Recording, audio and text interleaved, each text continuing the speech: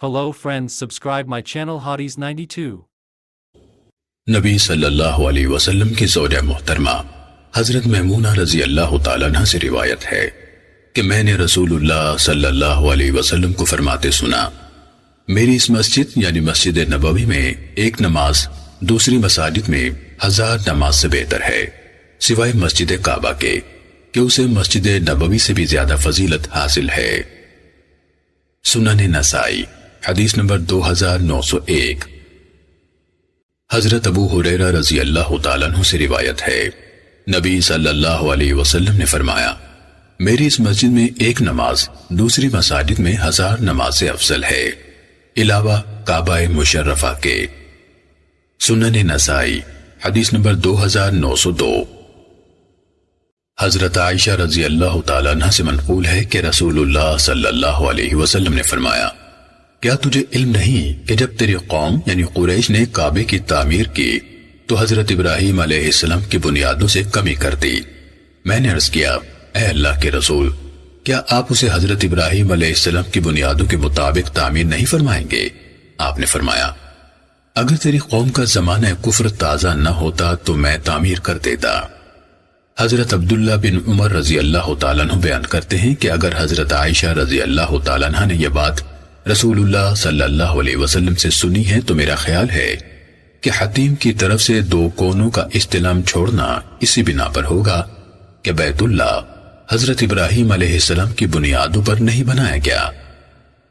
سنن نسائی حدیث نمبر 2903۔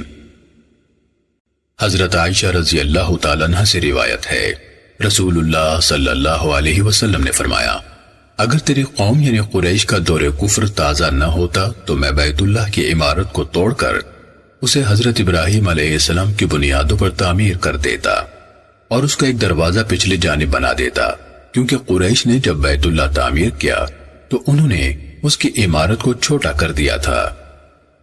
سنن نسائی حدیث نمبر 2904۔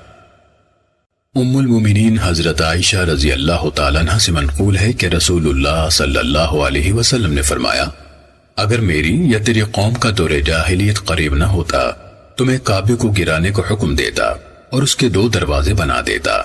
جب حضرت ابن زبیر رضی اللہ تعالیٰ عنہ کو اقتدار ملا تو انہوں نے اس کے 2 دروازے بنا دیے۔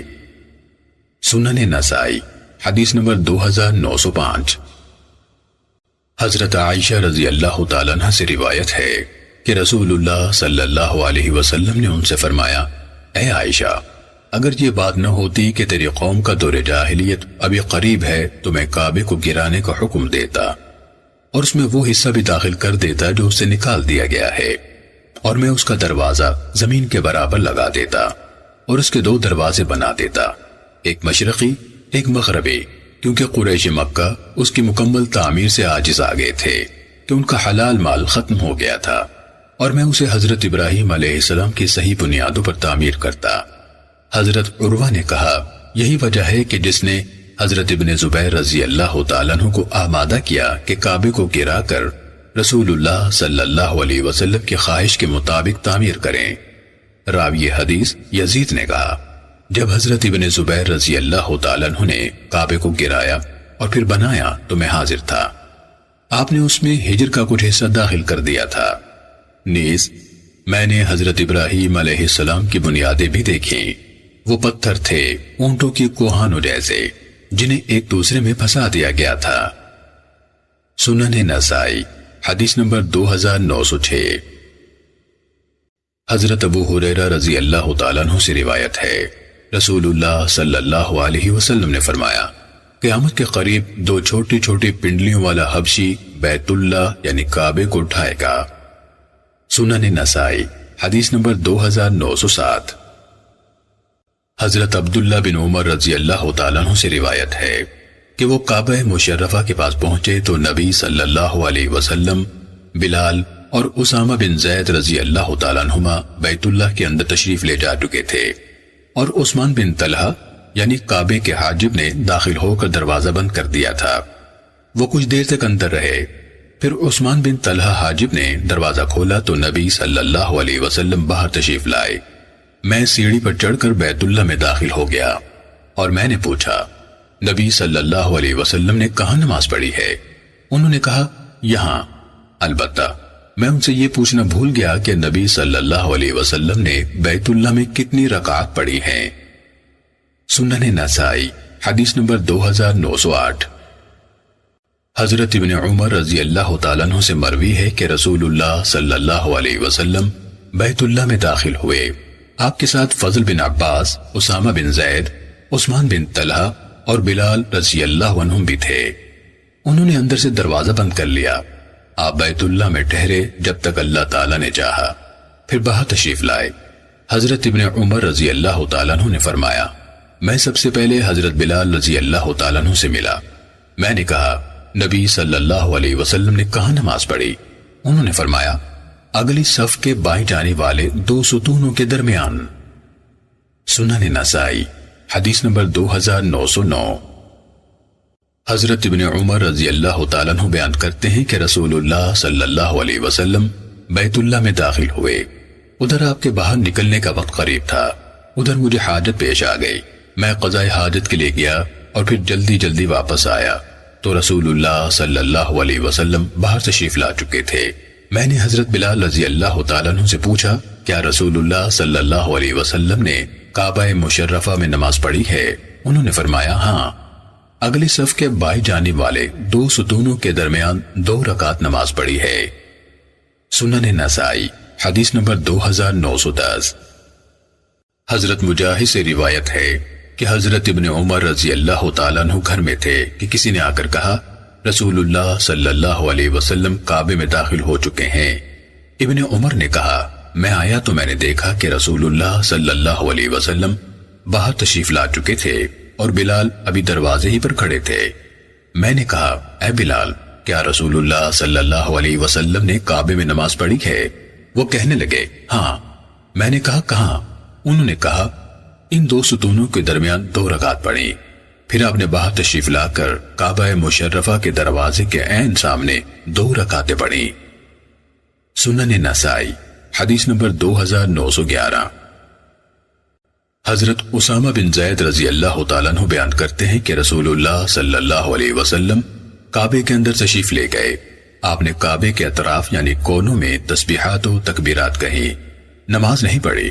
پھر آپ باہر تشریف لائے تو مقام ابراہیم کے پیچھے یعنی کعبہ رخ ہو کر 2 رکعت پڑھی، پھر فرمایا یہ قبلہ ہے۔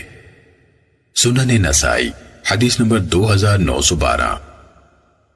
حضرت عبداللہ بن زبیر رضی اللہ تعالیٰ عنہ بیان کرتے ہیں کہ میں نے حضرت عائشہ رضی اللہ تعالیٰ عنہ کو فرماتے سنا کہ رسول اللہ صلی اللہ علیہ وسلم نے فرمایا اگر یہ بات نہ ہوتی کہ لوگوں یعنی نو مسلموں کا دور کفر ابھی تازہ ہے اور میرے پاس اتنے اخراجات بھی نہیں جس سے میں بیت اللہ کی تعمیر اصل بنیادوں پر کر سکوں تو میں حجر میں سے 5 ہاتھ بیت اللہ میں داخل کر دیتا اور اس کے 2 دروازے بناتا، ایک سے لوگ داخل ہوں دوسرے سے نکلیں۔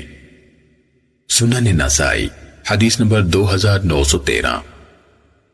حضرت عائشہ رضی اللہ تعالیٰ عنہ فرماتی ہیں کہ میں نے عرض کیا اے اللہ کے رسول صلی اللہ علیہ وسلم میں بیت اللہ کے اندر داخل نہ ہوں؟ آپ نے فرمایا حجر میں داخل ہو جاؤ، یہ بیت اللہ کا اندرونی حصہ ہی ہے۔ سنن نسائی حدیث نمبر 2914۔ حضرت عائشہ رضی اللہ تعالیٰ عنہ فرماتی ہیں میری خواہش تھی کہ میں بیت اللہ میں داخل ہو کر نماز پڑھوں۔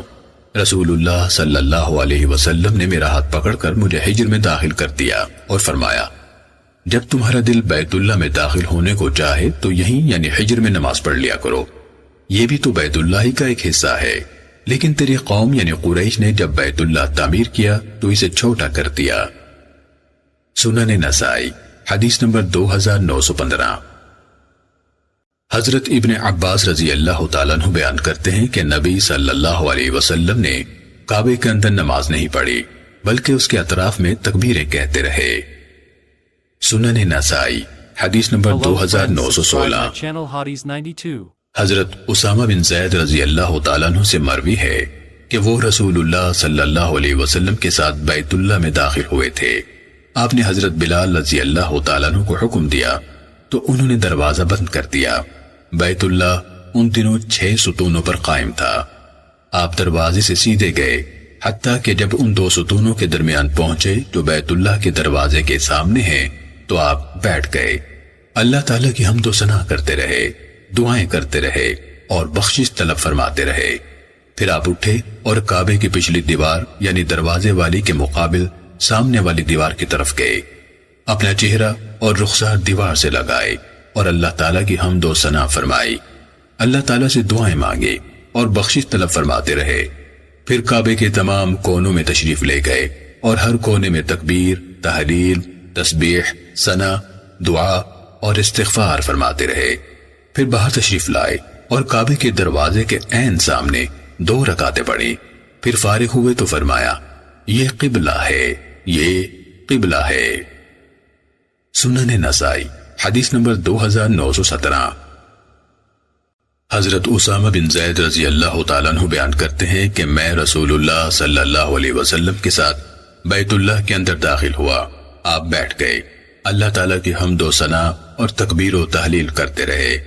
پھر آپ اپنے سامنے والے کعبے کی دیوار کی طرف جھکے، اپنا سینہ، رخسار اور ہاتھ اس پر لگائے، پھر تکبیر اور تحلیل کرتے رہے، دعا مانگتے رہے اور یہ کام آپ نے تمام کونوں میں کیا۔ پھر باہر تشریف لائے، آپ ابھی دروازے پر تھے کہ قبلے کی طرف منہ کیا اور فرمایا، یہ قبلہ ہے، یہ قبلہ ہے۔ سنن نسائی حدیث نمبر 2918۔ حضرت اسامہ رضی اللہ تعالیٰ عنہ بیان کرتے ہیں کہ رسول اللہ صلی اللہ علیہ وسلم بیت اللہ سے باہر تشریف لائے تو کعبے کے سامنے 2 رکعت پڑھی، پھر فرمایا، یہ قبلہ ہے۔ سنن نسائی حدیث نمبر 2919۔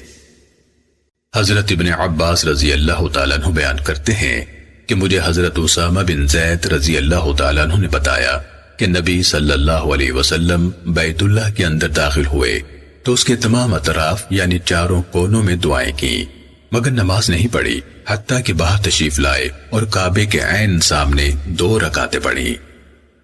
سنن نسائی حدیث نمبر 2920۔ حضرت عبداللہ بن عبید بن عمیر سے منقول ہے کہ ایک شخص نے حضرت ابن عمر رضی اللہ تعالیٰ عنہ سے کہا، اے ابو عبد الرحمن، میں دیکھتا ہوں کہ آپ صرف ان 2 کونوں یعنی حجر اسود اور رکن یمانی ہی کو چھوتے ہیں، کیا وجہ ہے؟ انہوں نے فرمایا، میں نے رسول اللہ صلی اللہ علیہ وسلم کو فرماتے سنا ہے، ان 2 کونوں کو چھونے سے یقیناً گناہ معاف ہو جاتے ہیں۔ نیز میں نے آپ کو فرماتے سنا، جو شخص 7 چکر لگائے اسے غلام آزاد کرنے کے برابر ثواب ملے گا۔ سنن نسائی حدیث نمبر 2922۔ حضرت ابن عباس رضی اللہ تعالیٰ عنہ سے مروی ہے کہ نبی صلی اللہ علیہ وسلم کعبے کے طواف کے دوران میں ایک شخص کے پاس سے گزرے جس کی ناک میں نکیل ڈال کر ایک اور شخص اسے لے جا رہا تھا۔ آپ نے اپنے دست مبارک سے وہ نکیل یعنی رسی کاٹ دی اور فرمایا، اسے ہاتھ سے پکڑ کر چلاؤ۔ سنن نسائی حدیث نمبر 2923۔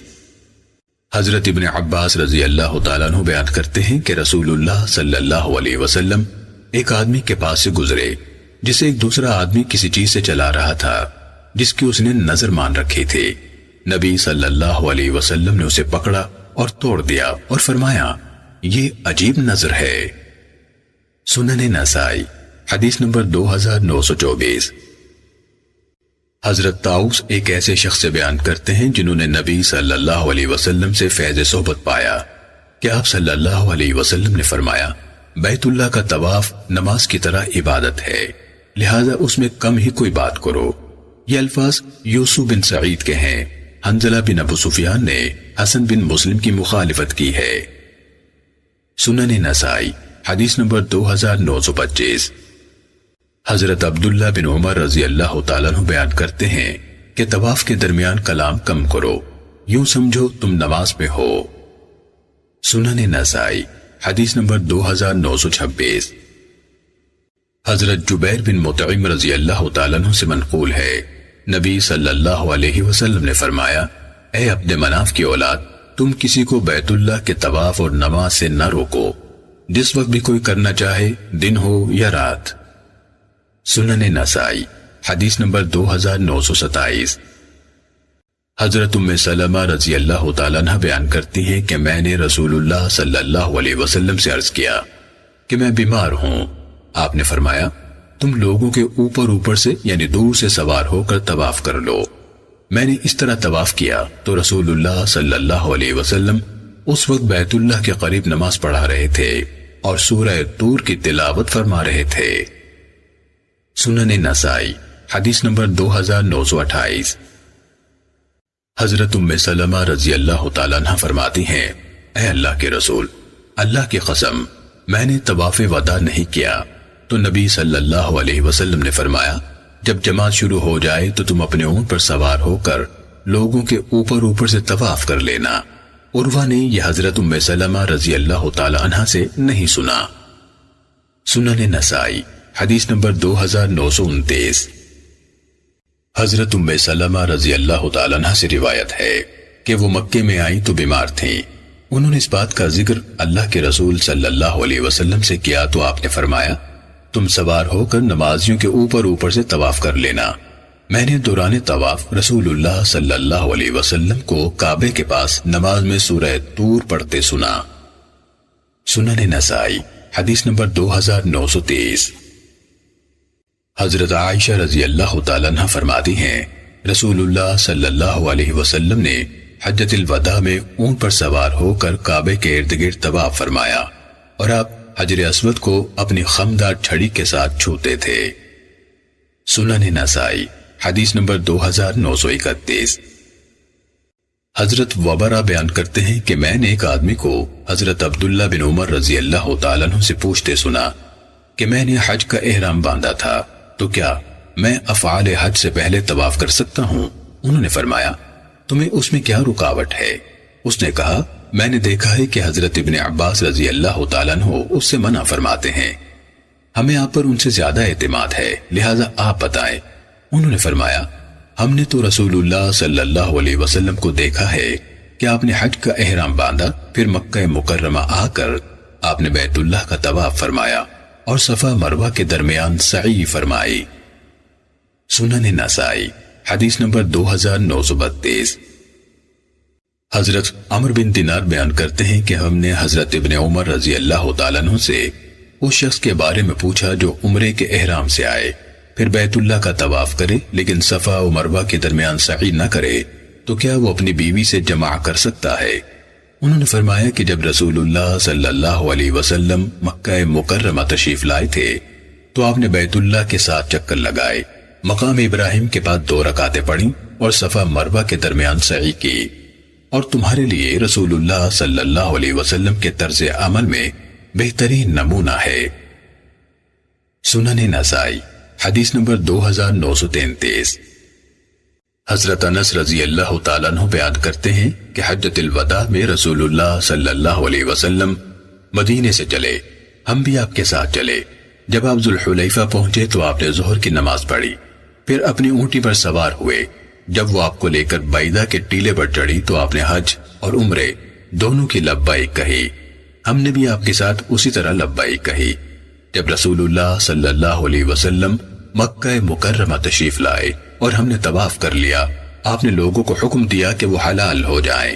سب لوگ ڈر گئے اور ہچکچائے تو رسول اللہ صلی اللہ علیہ وسلم نے فرمایا اگر میرے ساتھ قربانی کا جانور نہ ہوتا تو میں بھی حلال ہو جاتا۔ یہ سن کر سب حلال ہو گئے، حتیٰ کہ انہوں نے اپنی عورتوں یعنی بیویوں سے جمع کیا، لیکن رسول اللہ صلی اللہ علیہ وسلم حلال نہیں ہوئے اور یوم نحر تک بال بھی نہیں کٹوائے۔ سنن نسائی حدیث نمبر 2934۔ حضرت نافع سے روایت ہے کہ حضرت ابن عمر رضی اللہ تعالیٰ عنہ نے حج اور عمرے کا اکٹھا احرام باندھا اور ایک طواف کیا، پھر فرمایا میں نے رسول اللہ صلی اللہ علیہ وسلم کو ایسے کرتے دیکھا ہے۔ سنن نسائی حدیث نمبر 2935۔ حضرت نافع سے روایت ہے کہ حضرت عبداللہ بن عمر رضی اللہ تعالیٰ عنہ مدینہ منورہ سے مکہ مکرمہ کے لیے نکلے۔ جب ذوالحلیفہ میں پہنچے تو عمرے کا احرام باندھا، تھوڑی دور چلے تو انہیں خطرہ ہوا کہ کہیں بیت اللہ سے روک نہ دیا جائے، پھر فرمانے لگے اگر مجھے روک دیا گیا تو میں ویسے ہی کروں گا جس طرح رسول اللہ صلی اللہ علیہ وسلم نے ایسے موقع پر کیا تھا۔ پھر فرمانے لگے واللہ اس مسئلے میں حج اور عمرہ برابر ہی ہیں، میں تمہیں گواہ بناتا ہوں کہ میں نے اپنے عمرے کے ساتھ حج کا احرام بھی باندھ لیا ہے۔ پھر چلتے رہے حتیٰ کہ جب مقام قدید میں پہنچے تو وہاں سے قربانی کا جانور خریدا۔ پھر مکے پہنچے تو بیت اللہ کے ساتھ چکر لگائے اور صفا مروہ کے درمیان سعی کی اور فرمایا میں نے رسول اللہ صلی اللہ علیہ وسلم کو ایسے کرتے دیکھا ہے۔ سنن نسائی حدیث نمبر 2936۔ حضرت جابر بن عبداللہ رضی اللہ تعالیٰ عنہ سے مروی ہے کہ نبی صلی اللہ علیہ وسلم نے ایک طواف کیا تھا۔ سنن نسائی حدیث نمبر 2937۔ حضرت ابن عباس رضی اللہ تعالیٰ عنہ سے روایت ہے نبی صلی اللہ علیہ وسلم نے فرمایا حجر اسود جنت سے ہے۔ سنن نسائی حدیث نمبر 2938۔ حضرت سوید بن غافلہ سے منقول ہے کہ حضرت عمر رضی اللہ تعالیٰ عنہ نے حجر اسود کو بوسہ دیا اور اسے چمٹ گئے، فرمانے لگے میں نے حضرت ابو القاسم یعنی رسول اللہ صلی اللہ علیہ وسلم کو دیکھا تو اس سے بہت شفقت و محبت فرماتے تھے۔ سنن نسائی حدیث نمبر 2939۔ حضرت عابس بن ربیعہ سے روایت ہے کہ میں نے حضرت عمر رضی اللہ تعالیٰ عنہ کو دیکھا کہ وہ حجر اسود کے پاس آئے اور فرمایا مجھے یقین ہے کہ تو ایک پتھر ہے، اور اگر میں نے رسول اللہ صلی اللہ علیہ وسلم کو تجھے بوسہ دیتے ہوئے نہ دیکھا ہوتا تو میں تجھے بوسہ نہ دیتا۔ پھر اس کے قریب ہوئے اور بوسہ دیا۔ سنن نسائی حدیث نمبر 2940۔ حضرت حنظلہ سے منقول ہے کہ میں نے حضرت طاؤس کو حجر اسود کے پاس سے گزرتے دیکھا۔ اگر آپ وہاں بھیڑ محسوس فرماتے تو اشارہ کر کے گزر جاتے اور بھیڑ نہ کرتے۔ اگر جگہ خالی دیکھتے تو اسے 3 بار بوسہ دیتے۔ پھر فرمایا میں نے حضرت ابن عباس رضی اللہ تعالیٰ عنہ کو ایسے کرتے دیکھا ہے، اور حضرت ابن عباس رضی اللہ تعالیٰ عنہ نے فرمایا کہ میں نے حضرت عمر ابن الخطاب رضی اللہ تعالیٰ عنہ کو ایسے ہی کرتے دیکھا ہے۔ پھر حضرت عمر رضی اللہ تعالیٰ عنہ نے فرمایا اے حجر اسود بلا شبہ تو ایک پتھر ہے، نہ نفع دے سکتا ہے نہ نقصان۔ اگر یہ بات نہ ہوتی کہ میں نے رسول اللہ صلی اللہ علیہ وسلم کو تجھے بوسہ دیتے ہوئے دیکھا ہے تو میں تجھے بوسہ نہ دیتا۔ پھر حضرت عمر رضی اللہ تعالیٰ عنہ نے فرمایا میں نے رسول اللہ صلی اللہ علیہ وسلم کو ایسے ہی کرتے دیکھا ہے۔ سنن نسائی حدیث نمبر 2941۔ حضرت جابر رضی اللہ تعالیٰ عنہ بیان کرتے ہیں کہ جب رسول اللہ صلی اللہ علیہ وسلم مکہ مکرمہ تشریف لائے تو مسجد میں داخل ہوئے اور حجر اسود کو بوسہ دیا، پھر دائیں طرف کو چلے، 3 چکر دوڑ کر یعنی کندھے ہلاتے ہوئے چلے اور 4 چکر آہستہ چلے، پھر مقام ابراہیم کے پاس آئے اور یہ آیت تلاوت فرمائی وَاتَّخِذُوا مِن مَقَامِ إِبْرَاهِيمَ مُصَلًّى، تم مقام ابراہیم کو جائے نماز بناؤ، اور 2 رکعت اس طرح پڑھی کہ مقام ابراہیم آپ کے اور بیت اللہ کے درمیان تھا۔ 2 رکعت پڑھنے کے بعد پھر بیت اللہ کے پاس گئے اور حجر اسود کو بوسہ دیا، پھر صفا کی طرف نکل گئے۔ سنن نسائی حدیث نمبر 2942۔ حضرت نافع سے روایت ہے کہ حضرت عبداللہ بن عمر رضی اللہ تعالیٰ عنہ پہلے 3 چکروں میں رمل کرتے تھے اور آخری 4 چکروں میں آرام سے چلتے تھے، اور وہ فرماتے تھے کہ رسول اللہ صلی اللہ علیہ وسلم بھی ایسے ہی کیا کرتے تھے۔ سنن نسائی حدیث نمبر 2943۔ حضرت ابن عمر رضی اللہ تعالیٰ عنہ سے روایت ہے کہ رسول اللہ صلی اللہ علیہ وسلم جب حج اور عمرے میں پہلا طواف کرتے تو 3 چکروں میں تیز چلتے اور 4 چکروں میں آہستہ چلتے، پھر 2 رکعتیں پڑھتے، پھر صفا اور مروہ کے درمیان چکر لگاتے۔ سنن نسائی حدیث نمبر 2944۔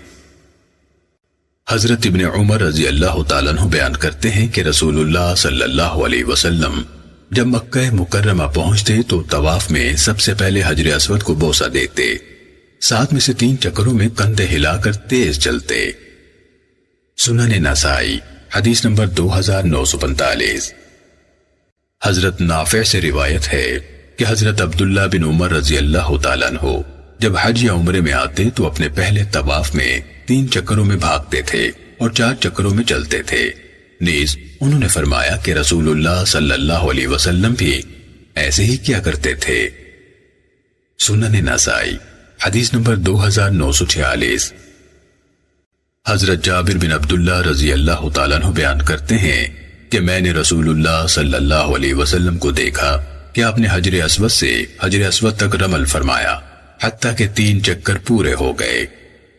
سنن نسائی حدیث نمبر 2947۔ حضرت ابن عباس رضی اللہ تعالیٰ عنہ سے مروی ہے کہ جب نبی صلی اللہ علیہ وسلم اور آپ کے صحابہ عمرۃ القضاء میں مکہ مکرمہ تشریف لائے تو مشرکین کہنے لگے انہیں یثرب کے بخار نے کمزور کر دیا ہے اور ان کی حالت بہت پتلی ہو گئی ہے۔ اللہ تعالیٰ نے اپنے نبی صلی اللہ علیہ وسلم کو اس بات کی اطلاع فرما دی تو آپ صلی اللہ علیہ وسلم نے اپنے صحابہ کو حکم دیا کہ وہ رمل کریں، البتہ رکن یمانی اور حجر اسود کے درمیان آہستہ چلیں، کیونکہ مشرکین حتیم کی جانب یعنی شمالی جانب تھے تو مشرکین انہیں رمل کرتے دیکھ کر کہنے لگے یہ تو بہت زیادہ قوی ہیں۔ سنن نسائی حدیث نمبر 2948۔ حضرت زبیر بن عدی سے روایت ہے کہ ایک آدمی نے حضرت ابن عمر رضی اللہ تعالیٰ عنہ سے حجر اسود کو چھونے کے بارے میں پوچھا تو انہوں نے فرمایا میں نے رسول اللہ صلی اللہ علیہ وسلم کو اسے چھوتے اور بوسہ دیتے دیکھا ہے۔ وہ آدمی کہنے لگا فرمائیے اگر بہت بھیڑ ہو اور میں بے بس ہو جاؤں تو حضرت ابن عمر رضی اللہ تعالیٰ عنہ نے فرمایا اپنا فرمائیے یمن ہی میں رہنے دے، میں نے رسول اللہ صلی اللہ علیہ وسلم کو دیکھا ہے کہ آپ حجر اسود کو چھوتے اور بوسہ دیتے تھے۔ سنن نسائی حدیث نمبر 2949۔ حضرت ابن عمر رضی اللہ تعالیٰ عنہ سے منقول ہے کہ نبی صلی اللہ علیہ وسلم ہر طواف میں رکن یمانی اور حجر اسود کو چھوتے تھے۔ سنن نسائی حدیث نمبر 2950۔ حضرت ابن عمر رضی اللہ تعالیٰ عنہ سے مروی ہے کہ نبی صلی اللہ علیہ وسلم حجر اسود اور رکن یمانی کے علاوہ کسی کونے کو نہیں چھوتے تھے۔ سنن نسائی حدیث نمبر 2951۔ حضرت سالم کے والد حضرت عبداللہ بن عمر رضی اللہ تعالیٰ عنہ بیان کرتے ہیں کہ میں نے رسول اللہ صلی اللہ علیہ وسلم کو دونوں یمنی کونوں کے علاوہ بیت اللہ کے کسی حصے کو چھوتے نہیں دیکھا۔ سنن نسائی حدیث نمبر 2952۔ حضرت عبید بن جریج سے روایت ہے کہ میں نے حضرت ابن عمر رضی اللہ تعالیٰ عنہ سے کہا میں نے آپ کو دیکھا ہے کہ آپ صرف ان 2 یمنی کونوں یعنی حجر اسود اور رکنی یمانی ہی کو چھوتے ہیں، کیا وجہ ہے؟ انہوں نے فرمایا میں نے رسول اللہ صلی اللہ علیہ وسلم کو ان 2 کونوں یعنی رکن یمانی اور حجر اسود کے علاوہ کسی کونے کو چھوتے نہیں دیکھا۔ یہ روایت مختصر ہے۔ سنن نسائی حدیث نمبر 2953۔ حضرت سالم کے والد حضرت ابن عمر رضی اللہ تعالیٰ عنہ بیان کرتے ہیں کہ رسول اللہ صلی اللہ علیہ وسلم بیت اللہ کے کونوں میں سے صرف 2 کونوں ہی کو چھوتے تھے، ایک حجر اسود اور دوسرا اس کے ساتھ والا جو جمحیین کے گھروں یعنی محلے کی طرف ہے۔ سنن نسائی حدیث نمبر 2954۔ حضرت عبداللہ بن عمر رضی اللہ تعالیٰ عنہ سے مروی ہے کہ جب سے میں نے رسول اللہ صلی اللہ علیہ وسلم کو یہ 2 کونے حجر اسود اور رکن یمانی چھوتے دیکھا ہے میں نے کبھی بھی سختی ہو یا سہولت ان 2 کونوں کو چھونا ترک نہیں کیا۔ سنن نسائی حدیث نمبر 2955۔ حضرت ابن عمر رضی اللہ تعالیٰ عنہ بیان کرتے ہیں کہ جب سے میں نے رسول اللہ صلی اللہ علیہ وسلم کو حجر اسود کو چھوتے دیکھا ہے میں نے شدت ہو یا سہولت کبھی اسے چھونا ترک نہیں کیا۔ سنن نسائی حدیث نمبر 2956۔ حضرت عبداللہ بن عباس رضی اللہ تعالیٰ عنہ سے منقول ہے کہ رسول اللہ صلی اللہ علیہ وسلم نے حجۃ الوداع میں اونٹ پر سوار ہو کر طواف فرمایا، آپ حجر اسود کو چھڑی کے ساتھ چھوتے تھے۔ سنن نسائی حدیث نمبر 2957۔ حضرت عبداللہ بن عباس رضی اللہ تعالیٰ عنہ سے روایت ہے کہ رسول اللہ صلی اللہ علیہ وسلم حجۃ الوداع میں اپنی سواری پر بیٹھ کر بیت اللہ کا طواف فرما رہے تھے، جب حجر اسود کے پاس پہنچتے تو اس کی طرف اشارہ فرماتے تھے۔ سنن نسائی حدیث نمبر 2958۔ حضرت ابن عباس رضی اللہ تعالیٰ عنہ بیان کرتے ہیں کہ دور جاہلیت میں کبھی کبھار کوئی عورت ننگی بیت اللہ کا طواف کرتی اور یوں کہتی آج بغرض طواف میری کچھ یا پوری شرمگاہ ننگی ہوگی، اور اگر ایسا ہو تو میں کسی کے لیے اس کی طرف نظر کرنا مباح قرار نہیں دیتی۔ حضرت ابن عباس رضی اللہ تعالیٰ عنہ نے فرمایا بنا برے یہ آیت اتری یا بنی آدم خذو، یہاں سے لے کر عند کل مسجد یہاں تک، یعنی اے بنی آدم ہر مسجد میں جاتے وقت زینت اختیار کرو، یعنی پورا لباس پہنا کرو۔ سنن نسائی حدیث نمبر 2959۔ حضرت ابو ہریرہ رضی اللہ تعالیٰ عنہ بیان کرتے ہیں کہ حضرت ابو بکر رضی اللہ تعالیٰ عنہ نے حجۃ الوداع سے قبل اس حج میں جس میں رسول اللہ صلی اللہ علیہ وسلم نے انہیں امیر حج مقرر فرمایا تھا، مجھے کچھ اور لوگوں کے ساتھ یہ اعلان کرنے کے لیے بھیجا کہ خبردار اس سال کے بعد کوئی مشرک حج کرنے نہیں آئے گا اور نہ کوئی ننگا شخص بیت اللہ کا طواف کر سکے گا۔ سنن نسائی حدیث نمبر 2960۔ حضرت ابو ہریرہ رضی اللہ تعالیٰ عنہ بیان کرتے ہیں کہ میں حضرت علی بن ابی طالب رضی اللہ تعالیٰ عنہ کے ساتھ آیا جبکہ انہیں رسول اللہ صلی اللہ علیہ وسلم نے مکے والوں کی طرف سے برات کا اعلان کرنے کے لیے بھیجا تھا۔ شاگرد نے کہا آپ کیا اعلان فرماتے تھے؟ انہوں نے فرمایا ہم اعلان کرتے تھے کہ مومن کے علاوہ کوئی شخص جنت میں داخل نہیں ہوگا، کوئی ننگا شخص بیت اللہ کا طواف نہیں کر سکے گا، جس شخص کا رسول اللہ صلی اللہ علیہ وسلم کے ساتھ صلح کا کوئی معاہدہ ہے تو اس کی مدت 4 ماہ ہے، جب 4 ماہ گزر جائیں گے تو اللہ تعالیٰ اور اس کے رسول صلی اللہ علیہ وسلم مشرکین کے ساتھ ہر قسم کے معاہدہ صلح سے لا تعلق ہوں گے اور کوئی مشرک اس سال کے بعد حج کرنے نہیں آئے گا۔ حضرت ابو ہریرہ رضی اللہ تعالیٰ عنہ نے فرمایا میں یہ اعلانات کرتا رہا حتیٰ کہ میری آواز بیٹھ گئی۔ سنن نسائی حدیث نمبر 2961۔ حضرت ابن عمر رضی اللہ تعالیٰ عنہ بیان کرتے ہیں کہ رسول اللہ صلی اللہ علیہ وسلم مکہ مکرمہ تشریف لائے تو بیت اللہ کے ساتھ چکر لگائے، مقام ابراہیم کے پیچھے 2 رکعتیں پڑھی اور صفا مروہ کے درمیان 7 چکر لگائے۔ پھر حضرت ابن عمر رضی اللہ تعالیٰ عنہ نے قرآن کی آیت تلاوت فرمائی لَقَدْ كَانَ لَكُمْ، یعنی تمہارے لیے رسول اللہ صلی اللہ علیہ وسلم کے طرز عمل میں بہترین نمونہ ہے۔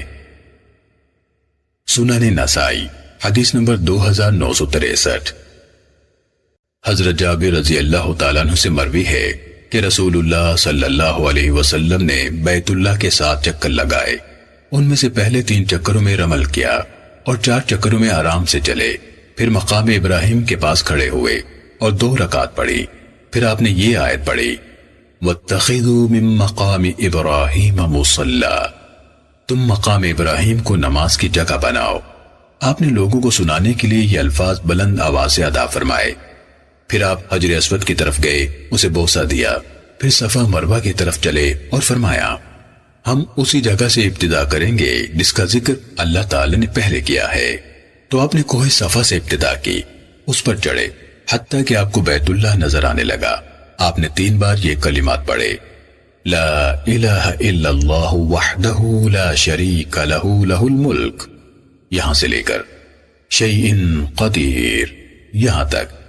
اللہ کے سوا کوئی سچا معبود نہیں، وہ اکیلا ہے، اس کا کوئی شریک نہیں، حکومت اور تعریف اسی کی ہے، وہی زندگی دیتا ہے اور موت دیتا ہے اور وہ ہر چیز پر خوب قادر ہے۔ پھر آپ نے تکبیریں کہیں اور اللہ تعالیٰ کی حمد کی، پھر آپ نے دعائیں فرمائیں جو اللہ تعالیٰ نے آپ کے لیے مقدر کی تھیں، پھر آپ چلتے ہوئے نیچے اترے حتیٰ کہ جب آپ کے قدم مبارک نشیب میں جا گزی ہوئے تو آپ دوڑنے لگے، حتیٰ کہ مروہ کی چڑھائی شروع ہو گئی تو آپ آرام سے چلنے لگے، حتیٰ کہ مروہ پہنچ گئے تو اس پر چڑھتے رہے۔ پھر جب بیت اللہ نظر آنے لگا تو آپ نے یہ کلمات ادا فرمائے لا الہ الا اللہ وحدہ یہاں سے لے کر شیء قدیر یہاں تک، یعنی اللہ کے سوا کوئی معبود برحق نہیں، وہ اکیلا ہے، اس کا کوئی شریک نہیں، بادشاہی اور تعریف اسی کی ہے اور وہ ہر چیز پر قادر ہے۔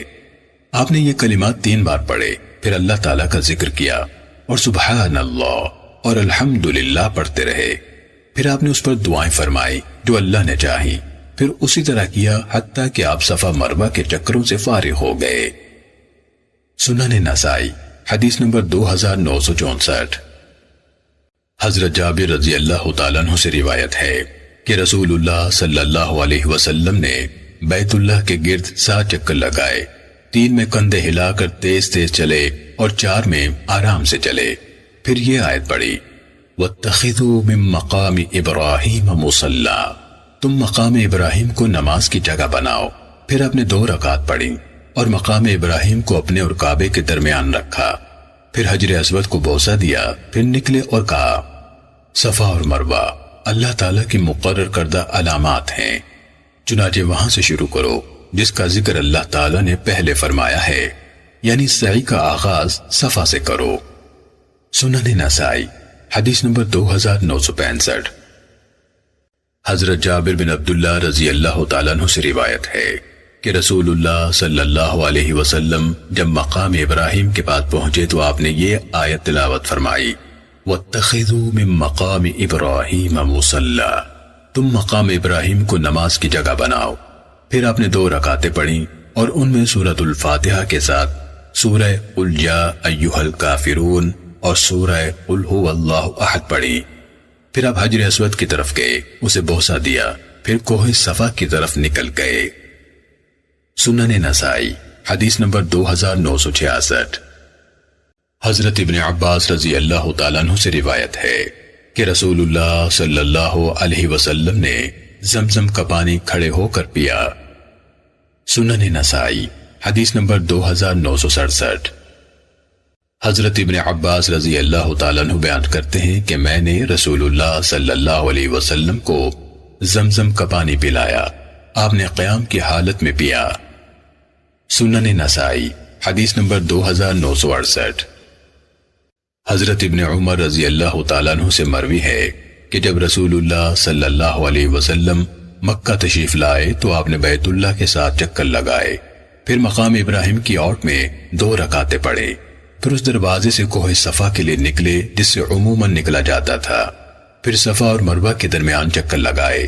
شعبہ نے کہا مجھے ایوب نے بواسطہ عمر بن دینار ابن عمر رضی اللہ تعالیٰ عنہ سے خبر دی ہے کہ یہ یعنی صفا مروہ کے درمیان سعی سنت ہے۔ سنن نسائی حدیث نمبر 2969۔ حضرت عروہ بیان کرتے ہیں کہ میں نے حضرت عائشہ رضی اللہ تعالیٰ عنہ کے سامنے یہ آیت پڑھی فلا جناح علیہ ان یطوف بہما، یعنی اس حاجی اور معتمر پر کوئی حرج نہیں کہ وہ صفا مروہ کے درمیان چکر لگائے۔ میں نے اس آیت کی روشنی میں کہا مجھے تو کوئی پرواہ نہیں اگر میں ان کے درمیان چکر نہ لگاؤں۔ حضرت عائشہ رضی اللہ تعالیٰ عنہ نے فرمایا تو نے بہت غلط استدلال کیا، اصل بات یہ تھی کہ جاہلیت والے کچھ لوگ صفا اور مروہ کے درمیان چکر نہیں لگاتے تھے۔ جب اسلام کا دور آیا اور قرآن کی یہ آیت اتری ان الصفا والمروہ من شعائر اللہ، یعنی صفا اور مروہ اللہ تعالیٰ کے مقرر کردہ نشانات ہیں، تو رسول اللہ صلی اللہ علیہ وسلم نے ان کے چکر لگائے اور ہم نے بھی آپ کے ساتھ چکر لگائے، لہٰذا یہ سنت ہے۔ سنن نسائی حدیث نمبر 2970۔ حضرت عروہ بیان کرتے ہیں کہ میں نے حضرت عائشہ رضی اللہ تعالیٰ عنہ سے اللہ تعالیٰ کے فرمان فلا جناح علیہ ان یطوف بہما، یعنی اس حاجی اور معتمر پر کوئی حرج نہیں کہ وہ ان دونوں یعنی صفا اور مروہ کا طواف کرے۔ اس کے بارے میں پوچھا کہ اس سے تو معلوم ہوتا ہے کہ اگر کوئی صفا اور مروہ کا طواف نہ کرے تو اللہ کی قسم اسے کوئی گناہ نہیں۔ حضرت عائشہ رضی اللہ تعالی عنہا نے فرمایا اے بھانجے تو نے بہت غلط بات کہی، اگر اس آیت کا مطلب یہ ہوتا جو تو بیان کرتا ہے تو آیت اس طرح ہوتی حج یا عمرے کرنے والا اگر وہ صفا اور مروہ کا طواف نہ کرے تو اسے کوئی گناہ نہیں۔ اصل میں بات یہ ہے کہ یہ آیت انصار کے بارے میں نازل ہوئی ہے۔ وہ اسلام لانے سے پہلے منات بت کے نام پر احرام باندھتے تھے، اس کی وہ پوجا کرتے تھے۔ وہ مشلل کے مقام پر نصب تھا۔ جو لوگ اس بت کے نام پر احرام باندھتے تھے وہ صفا اور مروہ کے چکر لگانے کو گناہ سمجھتے تھے۔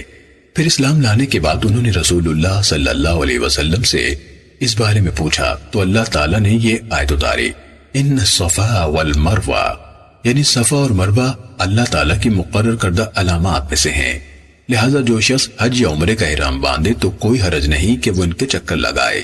پھر رسول اللہ صلی اللہ علیہ وسلم نے ان کے درمیان چکر لگانا جاری فرما دیا، چنانچہ اب کسی کو اجازت نہیں کہ وہ ان میں چکر لگانا چھوڑ دے۔ سنن نسائی حدیث نمبر 2971۔ حضرت جابر رضی اللہ تعالیٰ عنہ بیان کرتے ہیں کہ میں نے رسول اللہ صلی اللہ علیہ وسلم کو فرماتے سنا، جب آپ مسجد سے نکل کر صفا مروہ کے طواف کے ارادے سے آ رہے تھے، ہم اس مقام سے ابتدا کریں گے جس کا ذکر اللہ تعالیٰ نے پہلے فرمایا ہے۔ سنن نسائی حدیث نمبر 2972۔ حضرت جابر رضی اللہ تعالیٰ عنہ سے مروی ہے کہ رسول اللہ صلی اللہ علیہ وسلم کوہ صفا کی طرف نکلے اور فرمایا، ہم اس پہاڑی سے ابتدا کریں گے جس کا ذکر اللہ تعالیٰ نے پہلے فرمایا ہے۔ پھر آپ نے یہ آیت تلاوت فرمائی، ان الصفا والمروہ من شعائر اللہ، بلا شبہ صفا اور مروہ اللہ تعالیٰ کی مقرر کردہ علامات میں سے ہیں۔ سنن نسائی حدیث نمبر 2973۔ حضرت جابر رضی اللہ تعالیٰ عنہ بیان کرتے ہیں کہ رسول اللہ صلی اللہ علیہ وسلم کوہ صفا پر چڑھے، حتیٰ کہ جب آپ کی نظر بیت اللہ پر پڑی تو آپ نے اللہ اکبر کہا۔ سنن نسائی حدیث نمبر 2974۔ حضرت جابر رضی اللہ تعالیٰ عنہ سے روایت ہے کہ رسول اللہ صلی اللہ علیہ وسلم جب کوہ صفا پر ٹھہرتے تو 3 دفعہ اللہ اکبر کہتے، پھر یہ پڑھتے، لا الہ الا اللہ وحدہ، اللہ کے سوا کوئی معبود نہیں، وہ یکتا ہے، اس کا کوئی شریک نہیں، بادشاہی اور تعریف اسی کی ہے اور وہ ہر چیز پر خوب قادر ہے۔ یہ 3 دفعہ پڑھتے اور دعا کرتے، پھر مروہ پر بھی ایسے ہی کرتے۔ سنن نسائی حدیث نمبر 2975۔ حضرت محمد باقر رحمہ اللہ سے روایت ہے کہ میں نے حضرت جابر رضی اللہ تعالیٰ عنہ سے نبی صلی اللہ علیہ وسلم کے حج کے بارے میں سنا کہ آپ کوہ صفا پر کھڑے ہو کر بار بار لا الہ الا اللہ پڑھتے تھے اور اس ذکر کے دوران میں دعائیں بھی فرماتے تھے۔ سنن نسائی حدیث نمبر 2976۔ حضرت جابر رضی اللہ تعالیٰ عنہ بیان کرتے ہیں کہ رسول اللہ صلی اللہ علیہ وسلم نے بیت اللہ کے 7 چکر لگائے، ان میں سے 3 چکروں میں کندھے ہلا کر تیز تیز چلے اور 4 چکر آرام سے چلے، پھر مقام ابراہیم کے پاس آ کھڑے ہوئے اور 2 رکعتیں پڑھی اور یہ آیت پڑھی، وَاتَّخِذُوا مِن مَّقَامِ إِبْرَاهِيمَ مُصَلًّى، تم مقام ابراہیم کو نماز کی جگہ بناؤ۔ یہ آیت آپ نے لوگوں کو سنانے کے لیے بلند آواز سے پڑھی، پھر دوبارہ حجر اسود کے پاس گئے اور اسے بوسہ دیا، پھر باہر کو چلے اور فرمایا، ہم اس پہاڑی سے ابتدا کریں گے جس کا ذکر اللہ تعالیٰ نے پہلے فرمایا ہے۔ اس کے بعد آپ پہلے صفا پر گئے، اس پر چڑھے حتیٰ کہ آپ کو بیت اللہ نظر آنے لگا۔ آپ نے 3 دفعہ فرمایا، لا الہ الا اللہ، اللہ کے سوا کوئی سچا معبود نہیں، وہ یکتا ہے، اس کا کوئی شریک نہیں، بادشاہت اسی کی ہے، تمام تعریفات اسی کے لیے ہیں، وہی زندہ کرتا اور موت دیتا ہے اور وہ ہر چیز پر قادر ہے۔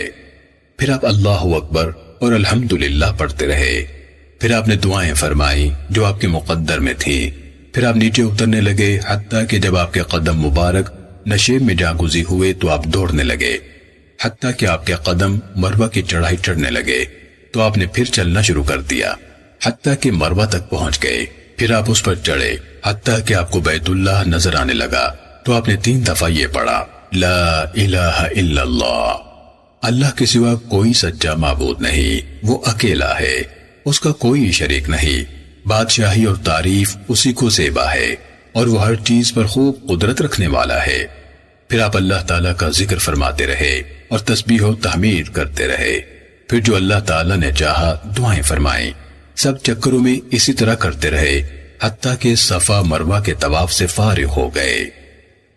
سنن نسائی حدیث نمبر 2977۔ حضرت جابر بن عبداللہ رضی اللہ تعالیٰ عنہ سے مروی ہے کہ نبی صلی اللہ علیہ وسلم نے حجۃ الوداع میں بیت اللہ اور صفا مروہ کے طواف اپنی اونٹی پر کیے تاکہ لوگ آپ کو دیکھ سکیں اور آپ ان سے اونچے ہوں اور وہ آپ سے سوال کر سکیں کیونکہ لوگوں نے آپ کو گھیر رکھا تھا۔ سنن نسائی حدیث نمبر 2978۔ حضرت کثیر بن جمحان بیان کرتے ہیں کہ میں نے حضرت ابن عمر رضی اللہ تعالیٰ عنہ کو صفا اور مروہ کے درمیان چلتے دیکھا۔ میں نے ان سے پوچھا تو انہوں نے فرمایا، اگر میں چلتا ہوں تو میں نے رسول اللہ صلی اللہ علیہ وسلم کو چلتے دیکھا ہے، اور اگر میں دوڑوں تو میں نے رسول اللہ صلی اللہ علیہ وسلم کو دوڑتے بھی دیکھا ہے۔ سنن نسائی حدیث نمبر 2979۔ حضرت سعید بن جبیر سے روایت ہے کہ میں نے حضرت ابن عمر رضی اللہ تعالیٰ عنہ کو دیکھا، پھر انہوں نے مدرجہ بالا روایت کی طرح بیان کیا، مگر آخر میں کہا کہ حضرت ابن عمر رضی اللہ تعالیٰ عنہ نے فرمایا، میں بوڑھا آدمی ہوں۔ سنن نسائی حدیث نمبر 2980۔ حضرت ابن عباس رضی اللہ تعالیٰ عنہ سے مروی ہے کہ نبی صلی اللہ علیہ وسلم صفا و مروہ کے درمیان اس لیے دوڑے تھے کہ مشرکین کو اپنی قوت دکھائیں۔ سنن نسائی حدیث نمبر 2982۔ ایک صحابیہ رضی اللہ تعالیٰ عنہ بیان کرتی ہے کہ میں نے رسول اللہ صلی اللہ علیہ وسلم کو وادی کے پیٹ میں دوڑتے دیکھا ہے۔ آپ فرما رہے تھے، اس وادی کو ضرور دوڑ کر طے کیا جائے۔ سنن نسائی حدیث نمبر 2983۔ حضرت جابر بن عبداللہ رضی اللہ تعالیٰ عنہ سے روایت ہے کہ رسول اللہ صلی اللہ علیہ وسلم جب صفا سے اترتے تھے تو آرام سے چلتے تھے، حتیٰ کہ جب آپ کے قدم وادی کے پیٹ میں نشیبی جگہ پہنچتے تو آپ دوڑنے لگتے، حتیٰ کہ وادی سے نکل جاتے۔ سنن نسائی حدیث نمبر 2984۔ حضرت جابر رضی اللہ تعالیٰ عنہ سے مروی ہے کہ جب رسول اللہ صلی اللہ علیہ وسلم کے قدم مبارک وادی کے پیٹ میں نشیبی جگہ میں اترتے تو کندھے ہلا کر تیز تیز چلتے، حتیٰ کہ وادی سے نکل جاتے۔ سنن نسائی حدیث نمبر 2985۔ حضرت جابر رضی اللہ تعالیٰ عنہ بیان کرتے ہیں کہ رسول اللہ صلی اللہ علیہ وسلم کوہ صفا سے اترے، حتیٰ کہ جب آپ کے قدم مبارک وادی میں اترے تو آپ نے رمل کیا، حتیٰ کہ جب چڑھنا شروع ہوئے تو پھر چلنے لگے۔ سنن نسائی حدیث نمبر 2986۔ حضرت جابر بن عبداللہ رضی اللہ تعالیٰ عنہ سے روایت ہے کہ رسول اللہ صلی اللہ علیہ وسلم مروہ کے پاس آئے اور اس پر چڑھے، حتیٰ کہ آپ کو بیت اللہ نظر آنے لگا تو آپ نے 3 دفعہ یہ دعا پڑھی، لا الہ الا اللہ، یعنی اللہ کے سوا کوئی معبود نہیں، وہ اکیلا ہے، اس کا کوئی شریک نہیں، بادشاہی اور تعریف اسی کو زیبا ہے، اور وہ ہر چیز پر خوب قادر ہے۔ پھر آپ نے اللہ تعالیٰ کا ذکر فرمایا، تسبیح و تحمید کی، اور پھر جو اللہ نے چاہا آپ نے دعا کی۔ پھر ہر دفعہ اسی طرح کرتے رہے، حتیٰ کہ صفا و مروہ کے طواف یعنی سعی سے فارغ ہو گئے۔ سنن نسائی حدیث نمبر 2987۔ حضرت جابر رضی اللہ تعالیٰ عنہ سے مروی ہے کہ رسول اللہ صلی اللہ علیہ وسلم کوہ صفا کی طرف گئے، اس پر چڑھے، حتیٰ کہ آپ کو بیت اللہ نظر آنے لگا۔ پھر آپ نے اللہ تعالیٰ کی توحید و تکبیر بیان کی اور کہا، لا الہ الا اللہ وحدہ لا شریک، یعنی اللہ کے سوا کوئی معبود نہیں، وہ اکیلا ہے، اس کا کوئی شریک نہیں، اسی کے لیے بادشاہی اور تعریف ہے، وہ زندگی اور موت دیتا ہے اور ہر چیز پر خوب قدرت رکھتا ہے۔ پھر آپ واپس چلے، حتیٰ کہ جب آپ کے قدم نشیب میں پہنچے تو آپ دوڑنے لگے، یہاں تک کہ جب آپ کے قدم چڑھائی چڑھنے لگے آپ آہستہ چلنے لگے، حتیٰ کہ مروہ پر پہنچے۔ پھر اس پر بھی آپ نے اسی طرح کیا جس طرح صفا پر کیا تھا، یعنی پھر اسی طرح کرتے رہے حتیٰ کہ آپ نے اپنے چکر پورے کر لیے۔ سنن نسائی حدیث نمبر 2988۔ حضرت جابر رضی اللہ تعالیٰ عنہ بیان کرتے ہیں کہ نبی صلی اللہ علیہ وسلم اور آپ کے ساتھیوں نے صفا و مروہ کا صرف ایک دفعہ طواف کیا۔ سنن نسائی حدیث نمبر 2989۔ حضرت معاویہ رضی اللہ تعالیٰ عنہ سے مروی ہے کہ میں نے نبی صلی اللہ علیہ وسلم کے عمرے میں آپ کے بال مبارک مروہ پر ایک تیر کے ساتھ کاٹے تھے۔ سنن نسائی حدیث نمبر 2990۔ حضرت معاویہ رضی اللہ تعالیٰ عنہ بیان کرتے ہیں کہ میں نے رسول اللہ صلی اللہ علیہ وسلم کے بال مروہ پر ایک عرابی کے تیر سے کاٹے تھے۔ سنن نسائی حدیث نمبر 2991۔ حضرت معاویہ رضی اللہ تعالیٰ عنہ سے مروی ہے کہ جب رسول اللہ صلی اللہ علیہ وسلم بیت اللہ اور صفا و مروہ کے طواف سے فارغ ہوئے تو میں نے آپ کے بالوں کے کنارے اپنے ایک تیر سے کاٹے تھے، اور یہ ذوالحجہ کے پہلے دہاکے کی بات ہے۔ راوی قیس نے کہا، علماء حضرت معاویہ رضی اللہ تعالیٰ عنہ کے ان الفاظ کو درست نہیں سمجھتے۔ سنن نسائی حدیث نمبر 2992۔ حضرت عائشہ رضی اللہ تعالیٰ عنہ فرماتی ہیں کہ ہم حجۃ الوداع میں رسول اللہ صلی اللہ علیہ وسلم کے ساتھ مکہ مکرمہ کو نکلے۔ ہم میں سے اکثر صرف حج کی نیت رکھتے تھے۔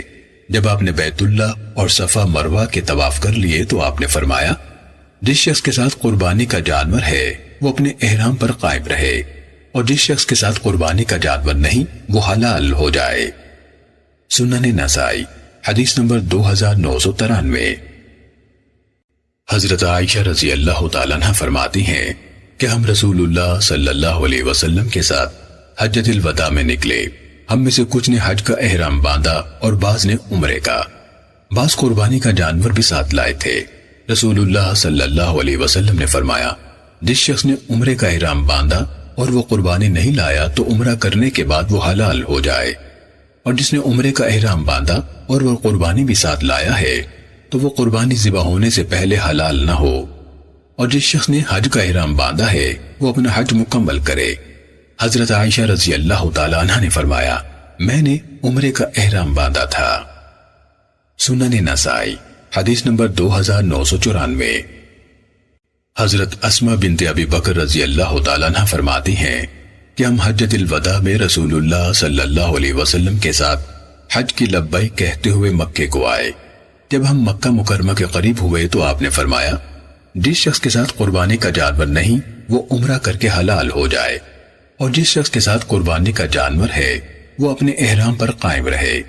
حضرت اسماء رضی اللہ تعالی عنہ نے کہا، میرے خاوند حضرت زبیر رضی اللہ تعالیٰ عنہ کے ساتھ قربانی کا جانور تھا، لہٰذا وہ اپنے احرام پر قائم رہے۔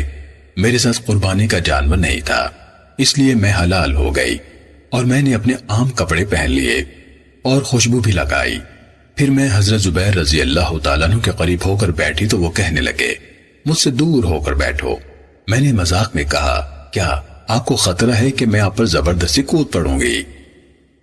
سنن نسائی حدیث نمبر 2995۔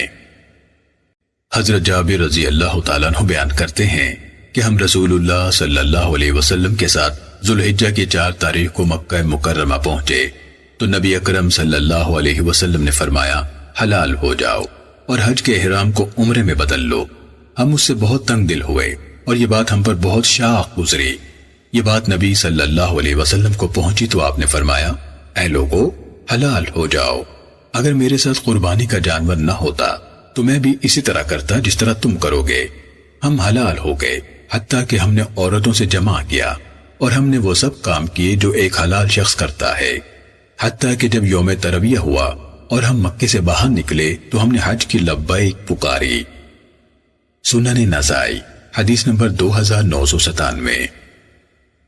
حضرت عبد الرحمن بن معاذ رضی اللہ تعالیٰ عنہ بیان کرتے ہیں کہ ہم سے رسول اللہ صلی اللہ علیہ وسلم نے منی میں خطاب فرمایا، اللہ تعالیٰ نے ہمارے کان کھول دیے حتیٰ کہ ہم آپ کا ہر فرمان بخوبی سن رہے تھے، حالانکہ ہم اپنے اپنے خیموں میں تھے۔ نبی صلی اللہ علیہ وسلم لوگوں کو مناسک حج کی تعلیم دے رہے تھے، حتیٰ کہ رمی والی کنکریوں کی بات آئی تو آپ صلی اللہ علیہ وسلم نے فرمایا، وہ حذف کی کنکریوں جیسی چھوٹی ہیں۔ آپ نے مہاجرین کو حکم دیا کہ وہ مسجد خیف کی اگلی جانب اتریں اور انصار کو حکم دیا کہ وہ مسجد کی پچھلی جانب اتریں۔ سنن نسائی حدیث نمبر 2999۔ حضرت عبدالعزیز بن رفیع بیان کرتے ہیں کہ میں نے حضرت انس رضی اللہ تعالیٰ عنہ سے پوچھا کہ مجھے کوئی ایسی چیز بتائیے جو آپ نے رسول اللہ صلی اللہ علیہ وسلم سے سمجھی ہو، مجھے بتائیں کہ آپ نے ترویہ کے دن ظہر کی نماز کہاں پڑھی تھی؟ انہوں نے فرمایا، مینا میں۔ میں نے کہا واپسی یعنی 13 ذوالحجہ کے دن عصر کی نماز کہاں پڑھی؟ فرمایا، ابطح میں۔ سنن نسائی حدیث number 3000۔ Hello friends, subscribe my channel.